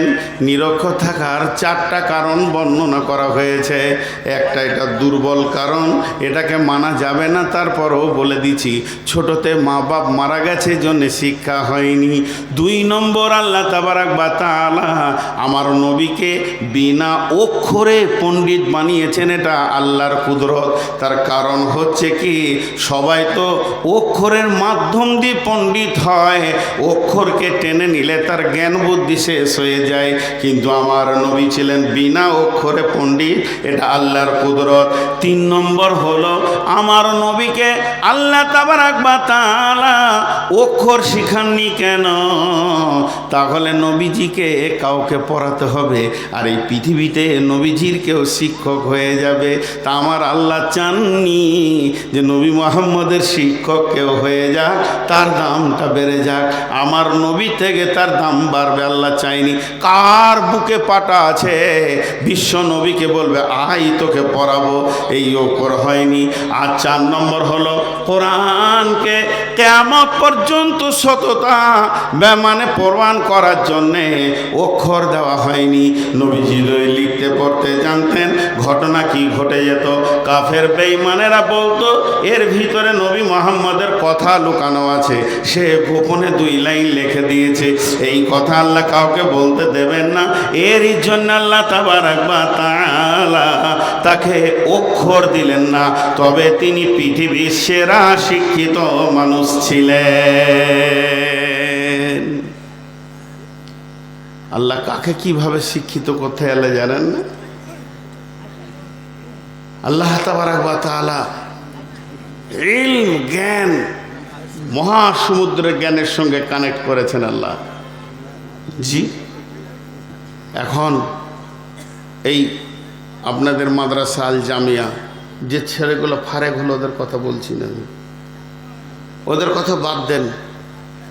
একটা ছেলে এই 2 বছর মাদ্রাসায় ঢুকেছে, 2 বছর, বেশি তার বয়স হয়নি, মাত্র 2 বছর ঢুকেছে। আর একটা ছেলে কিশোরনগর ভার্সিটিতে, কলকাতায় ভার্সিটিতে কিংবা বহরমপুর ভার্সিটিতে পড়াশোনা করে। কি নিয়ে পড়াশোনা করে? মহাকাশ নিয়ে গবেষণা করছে, বিরাট পণ্ডিত, অনেক টাকা খরচা, মা বাপেরও অনেক টাকা খরচা, সরকারের খরচা, তার পিছনে সে পড়ছে। তাকে যদি জিজ্ঞেস করা হয়, ভাইয়া তুমি ওপর দিকে কতটা উঠতে পারবে? বলে চাঁদের খবর দিয়ে দিব, চাঁদের থেকে ঊর্ধ্বে মঙ্গলে চলে যাব, আর কোথাও চলে যাব, খবর দিব। দাও, চাঁদের খবর দিবে, সেখানে ফাটল দেখা গেছে, আজান শোনা গেছে, ওখান থেকে 2টি শহরকে দেখা গেছে। চাঁদের মাটি আমাদের স্বাভাবিক মাটির মতো নয়। বিভিন্ন 1 ঘন্টা ধরে সে বক্তব্য মাইকে দিয়ে দেবে। বলে আর একটু উঠে ফার্স্ট আসমানে? বলে না, অত দূর খবর আর দিতে পারবো না। ওই ছেলেটার পেছনে বাড়ি ঘর সরকার মিলিয়ে 30 থেকে 40 লক্ষ টাকা খরচা করেছে। শুধু তাই নয়, 30-40 লক্ষ খরচা করে শেষ করে দেয়নি, আর কি করেছে? ওই ছেলেটার বয়স হয়ে গেল 25, কিন্তু চলে আসেন মাদ্রাসা সালাফিয়াতে। যে ছেলেটা 2 জামাতে পড়ে, এখনো লুঙ্গি ভালো করে পরতে পারে না, ঠিক করে খেয়াল করলে নাকে পোঁটা দেখা যাবে। ছেলেটার বয়স এখনো হালকা। যদি বলা হয় বাবারে আসমান জগতের খবর তুমি কিছু দিতে পারবে কি? এটা ভার্সিটির ছেলে, বিশ্ববিদ্যালয়ের ছেলে। ওই ছেলেটা বলবে হুজুর আমি আসমান কেন, আসমানকে ভেদ করে খবর দিয়ে দিব। বিসমিল্লাহির রহমানির রহিম। সুবহানাল্লাযী আশরা বিআবদিহি লাইলাম মিনাল মাসজিদিল হারামি ইলাল মাসজিদি আকসাল্লাযী বারাকনা হাওলাহু লিনুরিয়াহু মিন আয়াতিনা ইন্নাহু হুয়াস সামিউল বাসীর। বিশ্ববাসীরে, আমার নবী বলেছেন বিশ্বনবী মসজিদে হারাম থেকে মসজিদে আকসা, যেটা ফিলিস্তিনে যুদ্ধ চলছে, ওখান থেকে ঊর্ধ্ব গগনে গেলেন। প্রথম আসমান, দ্বিতীয় আসমান, তৃতীয় আসমান, চতুর্থ আসমান, পঞ্চম আসমান, ষষ্ঠ আসমান, সপ্তম আসমানকে ভেদ করে সিদরাতুল মুনতাহা চলে গেছেন। সিদরাতুল মুনতাহা কি হলো বলেন, কিছু বলছেন?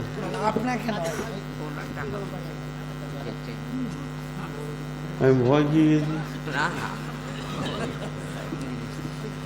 হ্যাঁ, তো গুনতে তো হবে, জিনিসটা তো কাজ করতে গেলে কাজ করতে হবে, কারণ একটা রাত আপনাদের কমিটিকে জাগতেই হবে, কিছু উপায় নেই, মেহনত করতেই হবে।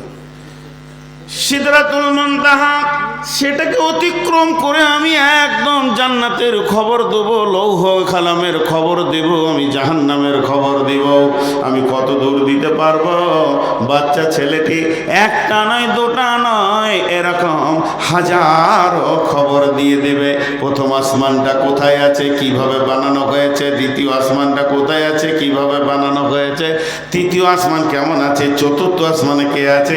পৃথিবীর কোনো গবেষণাগারে খবর দিতে পারবে না অরিজিনাল শিক্ষা। এর জন্য বলা হয়েছে কোরআনের শিক্ষা। এটা গেল বিজ্ঞান। কোন দিকটা নেবেন, আমি ওই দিকটা খালি কোরআন থেকে বলবো। এবার আপনার মাথা চলে গেছে, এটা তো হলো আসমান জগতের কথা, এটা তো হলো একবার আসমানের ওপরের কথা, তাহলে জমিনের কথা কোরআন কোথাও আছে নাকি? বিসমিল্লাহির রহমানির রহিম। ওয়া আয়াতুল লাহুমুল আরদুল মাইতাতু ওয়া হিয়াইনাহা ওয়া আখরাজনা মিনহা হাববান ফামিনহু ইয়াকুলুন ওয়া জাআলনা মিনহু ইয়াকুলুন। আল্লাহ তাবারাক ওয়া তাআলা বলছেন, وآية لهم الأرض الميتة وأحييناها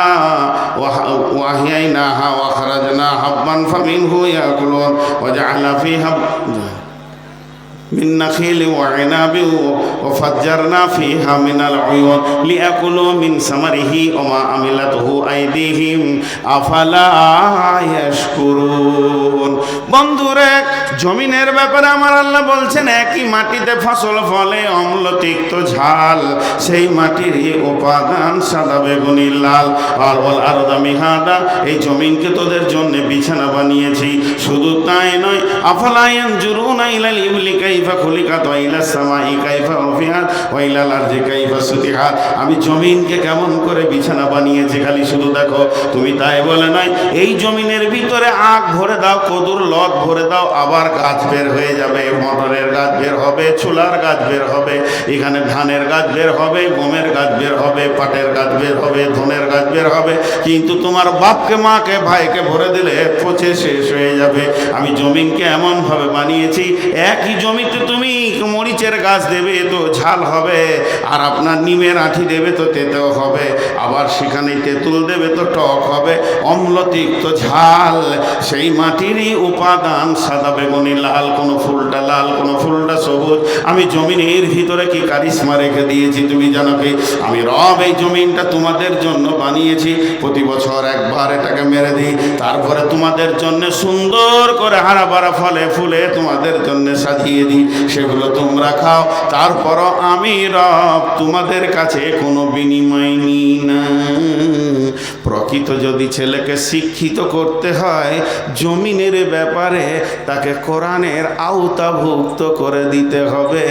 আর কলেজ ভার্সিটিতে জমিনের আসল তথ্য দিতে পারবে না। নাম্বার 3, যদি বলেন আমি জীবন বিজ্ঞান জানতে চাই, সারা পৃথিবীর যত জীবন বিজ্ঞান আছে আমার আল্লাহর জীবন বিজ্ঞানের কাছে হার হয়ে যাবে। আওকাল্লাযী মাররা আলা কারিয়াতিন ওয়া হিয়া খাবিয়াতুন আলা উরুশিহা ক্বালা আন্না ইউহয়ী হাযিহিল্লাহু বা'দা মাউতিহা ফামাতাহুল্লাহু ইয়াতামিন সুম্মা বাসাহু ক্বালা কাম লাবিস্তা ক্বালা লাবিস্তু ইয়াওমান আও বা'দা ইয়াওমিন ক্বালা বাল লাবিস্তা মিয়াতা আমিন ফানজুর ইলা তাআমিকা ওয়া শারাবিকা লাম ইয়াতাসান্না ওয়ানজুর ইলা হিমারিকা ওয়া লিনাজআলাকা আয়াতাল লিন-নাসি ওয়ানজুর ইলাল ইদামি কাইফা নুনসিজুহা সুম্মা নাকসুহা লাহমা ফালাম্মা তাবাyyana লাহু ক্বালা আ'লামু আন্নাল্লাহা আলা কুল্লি শাইইন কাদির। জি, একটা মজার ঘটনা আপনাদেরকে শোনাই। উজাইর আলাইহিস সালাম, উজাইর একটা নবীর নাম। ও একটা গাঁ দিয়ে হাঁটছে, হাঁটতে হঠাৎ দাঁড়িয়ে গেছে। একটা ঘর রয়েছে। এ কে রে? পেছনে আমারটাই আমাকে শুনেছে।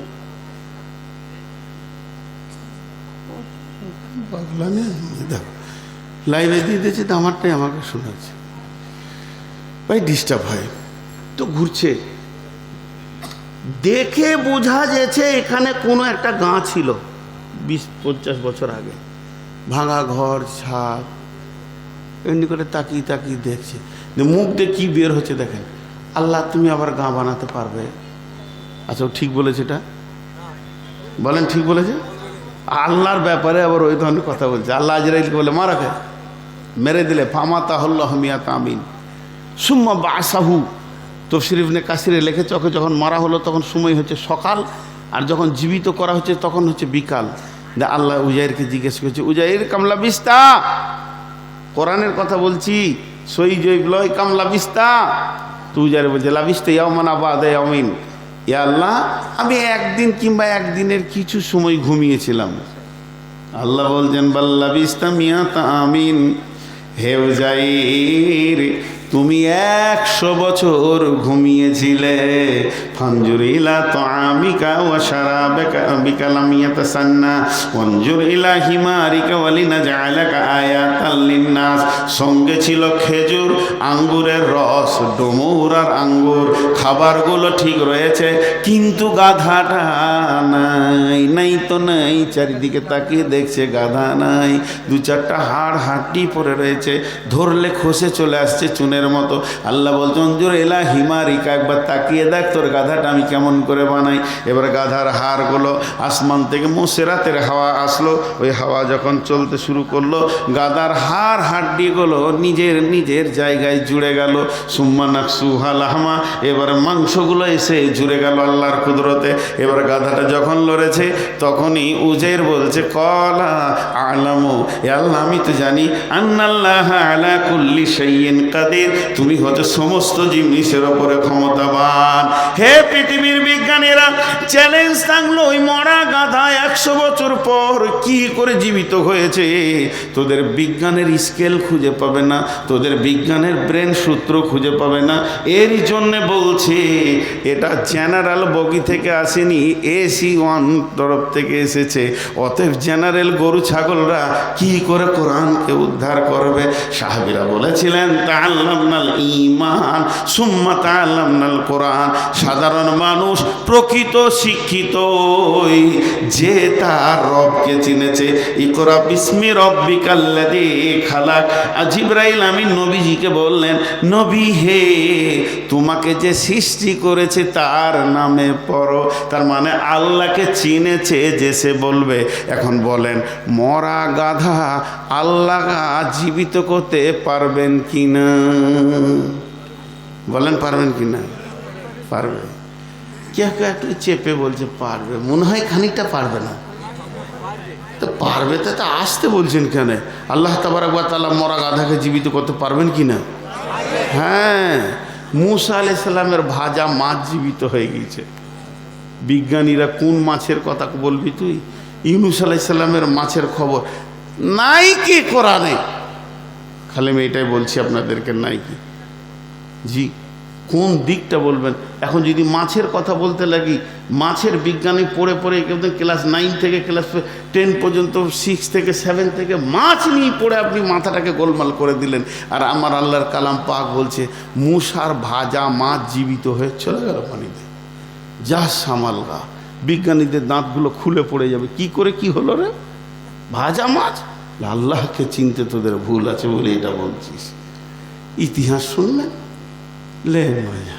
ইতিহাস শুনবেন, ক্লাস 2-3 ইতিহাস দেখেছেন? আগেকার যুগের লোকেরা বনে জঙ্গলে থাকতো, তারা পশু মেরে মেরে খেত। ও দেখে নেই, আর বাপও দেখে নেই। আবার ডারউইন না কি নামটাও লিখেছি, পেচ্ছাপ চলে আসছে। ডারউইন বলে যে বাঁদর থেকে মানুষ হয়েছে, ঠিকই বলেছে। ও একটা বাঁদর ছিল, পাক্কা বাঁদর, বাঁদর থেকে মানুষ হয়েছে। হাজি এটা কোনো ইতিহাস হলো? আল্লাহ রসুল বলছেন লানা হাদিহিল উম্মাতু আউয়ালুহা, কিয়ামতের যতগুলি আলামত আছে তার মধ্যে একটা আলামত হচ্ছে এই যুগের উম্মতেরা আগেকার যুগের উম্মতদেরকে লানত দেবে। কি বলবে জানেন? আগেকার যুগের লোকেরা হুঁশ কম ছিল, বুদ্ধি কম ছিল, মোটা হুঁশ কম বুদ্ধি ছিল, তাই না ভাই? হ্যাঁ না বলে না? হ্যাঁ দেখেন, আর যত চোর ছেঁচোর কটা চালাক। পৃথিবীটাকে আল্লাহ শুরু করেছে নবী দিয়ে, নবী আদমকে দিয়ে। ওই নবী আদমের বুদ্ধি কম ছিল, হুদ, সলে নবী, ইব্রাহিম নবী, ইয়াকুব নবী, এদের বুদ্ধি কম ছিল। আর এখনকার এই বাটপার মাতাল কটাই বুদ্ধি আছে। কি উল্টো কথা, কি উল্টো কথা।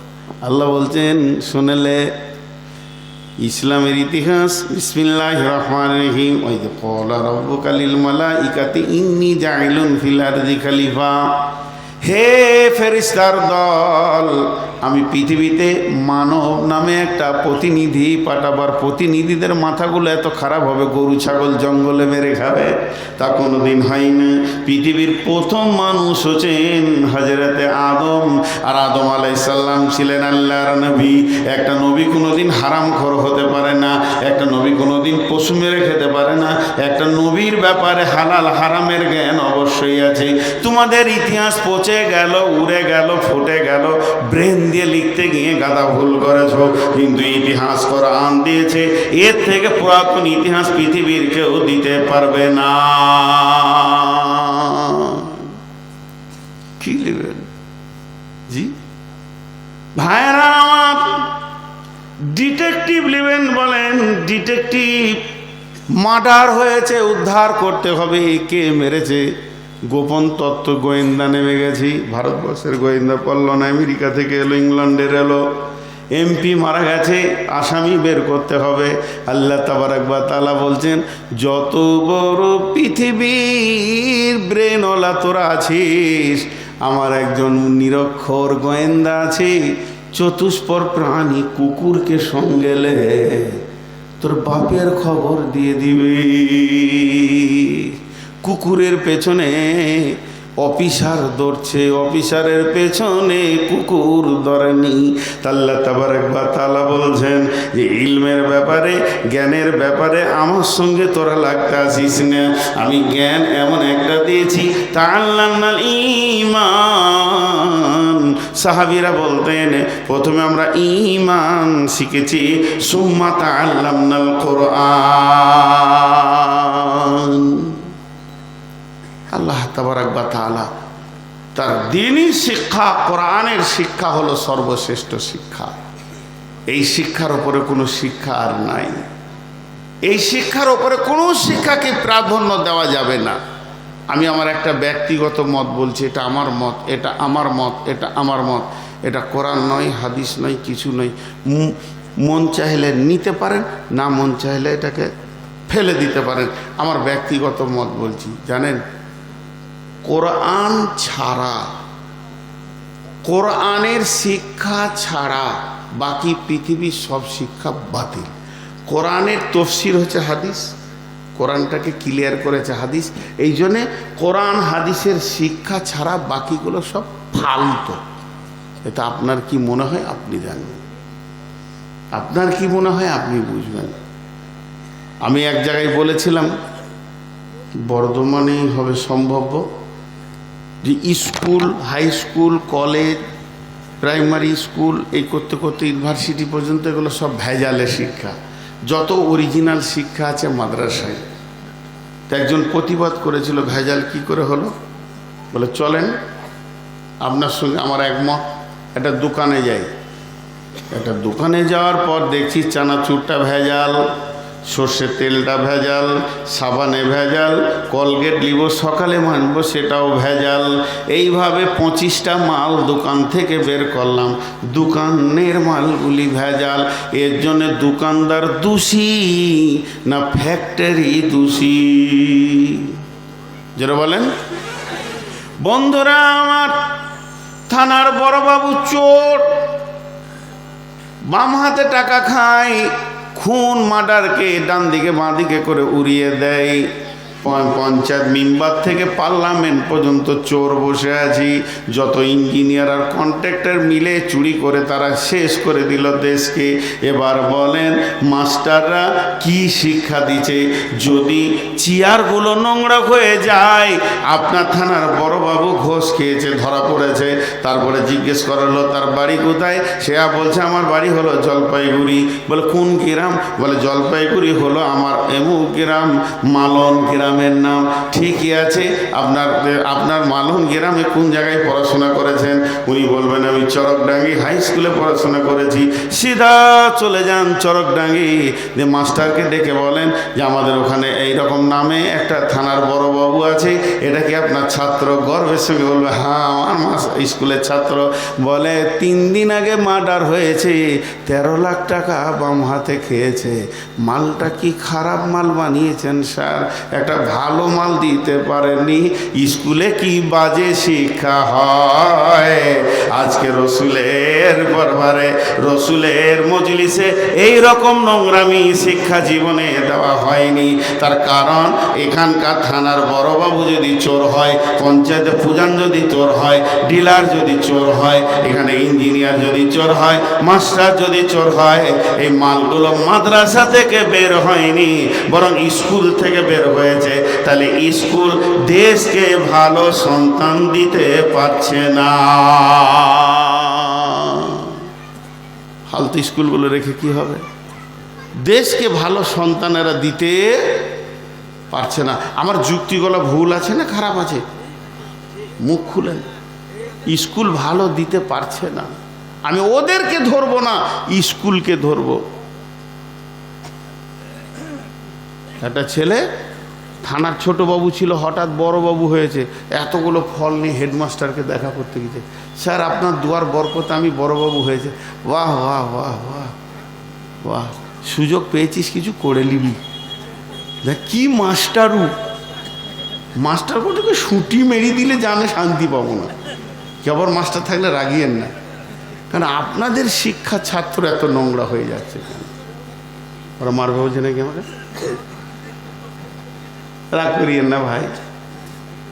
চলেন বিসমিল্লাহির রহমানির রহিম। কুল তাআলাউ ওয়াতলু মা হাররামা রাব্বুকুম আলাইকুম আল্লা তুশরিকু বিহি শাইয়্যান ওয়া বিল ওয়ালিদাইনি ইহসানা ওয়া লা তাকতুলু আওলাদাকুম মিন ইমলাকিন নাহনু নারযুকুকুম ওয়া ইয়্যাহুম ওয়া লা তাকরাবুল ফাওয়াহিশা মা জাহারা মিনহা ওয়া মা বাতান ওয়া লা তাকতুলু নাফসাল্লাতী হাররামাল্লাহু ইল্লা বিল হাক্কি যালিকুম ওয়াসাকুম বিহি লাআল্লাকুম তাকিলুন ওয়া লা তাকরাবু মালাল ইয়াতীমি ইল্লা বিল্লাতী হিয়া আহসান হাত্তা ইয়াবলুগা আশুদ্দাহু ওয়া ফুল কাইলা ওয়াল মিজানা লা নুকাল্লিফু নাফসান ইল্লা উসআহা ওয়া ইযা কুলতুম ফা'দিলু ওয়ালাউ কানা যা কুরবা ওয়া বিআহদিল্লাহি আওফু যালিকুম ওয়াসাকুম বিহি লাআল্লাকুম তাযাক্কারুন। এখন যে আয়াতগুলো পড়লাম এগুলো আদালতের আয়াত পড়লাম, বিচার বিভাগের আয়াত পড়লাম। আদালত আছে কোরআনে, তো আদালত নিয়ে বলতে গেলে অনেক লম্বা টাইম চলে যাবে। আমি একদম ক্ষুদ্র শটে ছাড়ছি। জি দেখছি ক্ষুদ্র 1 ইঞ্চি শটে ছেড়ে নিচ্ছি টোটালটাই। সারা পৃথিবীর যত আদালত আছে তাদের 2টো লাইন। গণপ্রজাতন্ত্র দেশে যত আদালত আছে এই আদালতের 2টো আইন, প্রথমে একটা ফৌজদারি, একটা হলো দেওয়ানি। ফৌজদারির 8টা ভাগ, দেওয়ানির 8টা ভাগ। এইভাবে সারা দেশের কোর্ট আদালত উকিল জেরা সব চলছে। টোটাল কটা একটা মেশিনে ভরে যদি একটা শব্দ শুনতে চান এদের উদ্দেশ্য হচ্ছে ভালো মজবুত লাঠি ধরো আর মারো, বাড়ি তো লোক সোজা হবে। পেশির ক্ষমতাতে লোককে সোজা করা সম্ভব, এদের বক্তব্য। আর বিশ্বনবী একাই আলাদা। বিশ্বনবী বলছেন লোকটা হলো আঁধার ঘর, ওর ভিতরে জ্ঞানের আলো জ্বেলে দাও। আর ওর ভিতরে যখন ব্রেনে চেতনা চলে আসবে তখন ওকে আর কিছুই বলতে হবে না, আস্তে আস্তে ধীরে ধীরে রাস্তা চেঞ্জ করে নেবে। বিশ্বনবী বলছেন পেশির ক্ষমতা দিয়ে মানুষ নামে প্রাণীকে সোজা করা যাবে না। মানুষ নামে প্রাণীকে সোজা করার একটাই রাস্তা, সেটা হলো ঈমানি ক্ষমতা, ঈমানের ক্ষমতা। স্কুলে, হসপিটালে, অফিসে, আদালতে, স্টেশনে, ট্রেনে, বাসে, ট্রেনের ভিতরে, বাসের ভিতরে, কোর্টে বিড়ি খাওয়া যা চলবে। ধূমপান, কথা বলে না, ধূমপান বন্ধ আছে, চলছে। ট্রেনে যেখানে লেখা আছে ওইখানেই ধরিয়েছু, আইন উড়ে চলে গেল। বলেন নদিয়াতে কোনো একটা মসজিদের নাম বলেন যেখানে লেখা আছে ধূমপান নিষেধ? কেউ খায়? ও যদি বিড়ি খোরও হয়তো মুখ ধুয়ে ঢুকবে। এটা হলো কোরআনের আইন, আর এগুলো হলো বেঈমানদের আইন। কোরআনকে দিয়ে দুনিয়া শাসন করা সম্ভব। জি, পৃথিবীর সব থেকে বড় ইঞ্জিনিয়ারের নাম বলেন তো? ইন্দুর। হ্যাঁ, ওর কাছে স্কেলও নাই, ফিতেও নাই, ইঞ্চিও নাই। এই ঘরে ফুটো করবে, 3 নম্বর ঘরে গিয়েছি চালের বস্তাই তুলবে। বড় বড় ইঞ্জিনিয়ার ওর কাছে যে জ্ঞান নিতে হবে, ইঞ্জিনিয়াররা পারবে না। পৃথিবীর সব থেকে বড় ল্যাবের মাস্টারকে মৌমাছি কোথা থেকে নিয়ে এসে ল্যাবে দিয়ে সুন্দর করে মধু ভরে রেখে দিয়েছে। জি, কোথা আছেন? এক একজনকে আল্লাহ এক এক রকম বাড়িয়েছে। সব থেকে ইলেকট্রনিক্স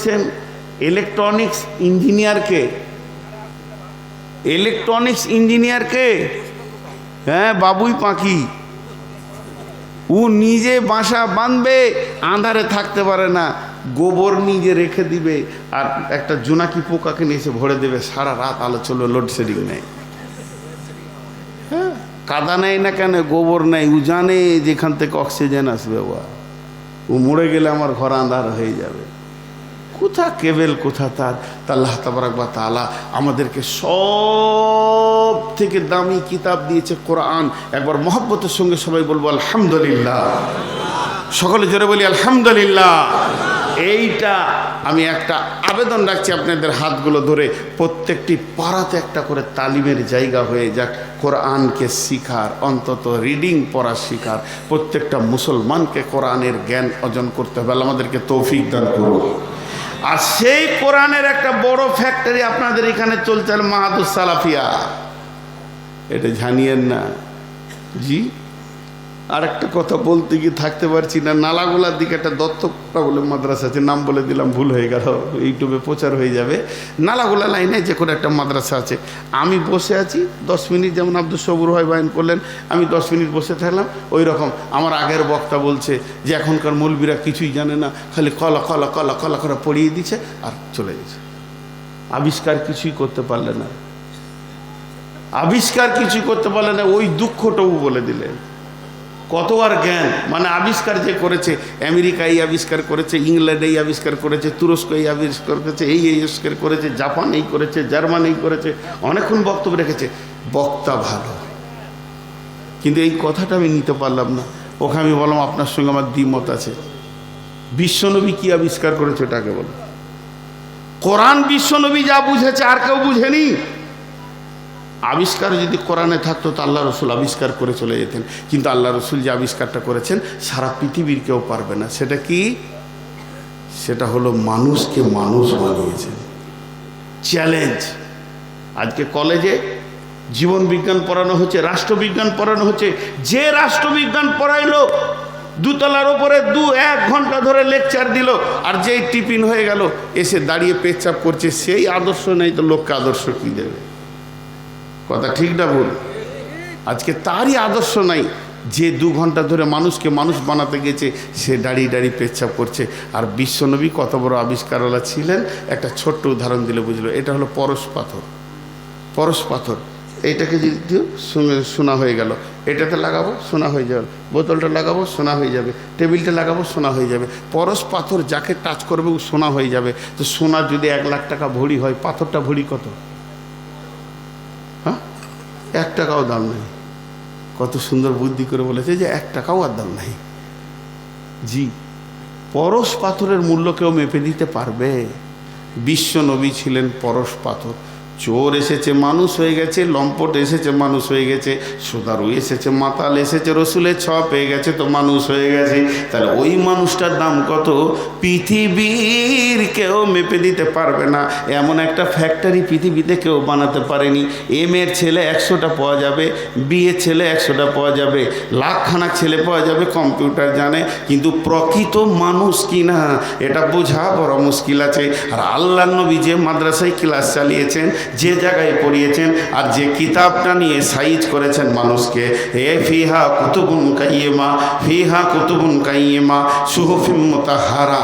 আল্লাহ বলেছেন পবিত্র সহিফা এসে তাদের মানুষকে আল্লাহ রসুল মানুষ বানিয়েছেন। এর থেকে বড় আর কিছু আবিষ্কার পৃথিবীতে নাই। এই আবিষ্কারটা পৃথিবীর মানুষ কেউ বানাতে আজও পর্যন্ত পারেনি। এটা বড় আবিষ্কার। জি ভাই, আল্লাহর গোলাম কেউ আছেন একটা 5,000 টাকা দেবেন, 10,000, 20,000 দেবেন? 50,000 টাকা তো দিয়ে দিলেন আব্দুল সবুরকে, লাখ টাকা দিয়ে দিলে। আর আমি দেখছি আর মনে মনে ভাবছি আমাকে মনে হয় কেউ দিবে না। আছেন কেউ আল্লাহর গোলাম?